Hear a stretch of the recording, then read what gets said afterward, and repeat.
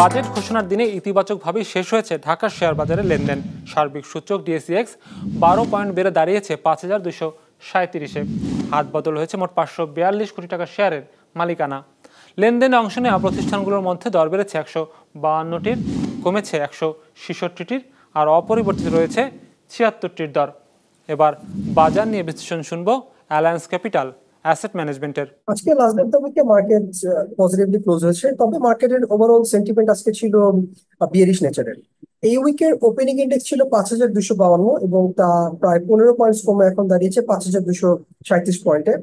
এবং মার্কেটের এই সপ্তাহের উইকলি অ্যাভারেজ টার্নওভার ছিল যথেষ্ট কম, মাত্র 400 কোটি টাকার মতো।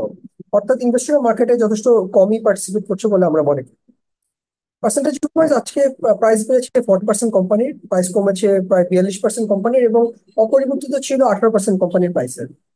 এবং ফাইনালি সেক্টরাল পারফরমেন্সের দিক থেকে আজকে গতকালের মতো সবচেয়ে বেশি টার্নওভার ছিল ফুড সেক্টরে, ফুড অ্যান্ড অ্যালাইড সেক্টরে, ফলোড বাই ফার্মাসিউটিক্যালস এবং ইঞ্জিনিয়ারিং সেক্টরে।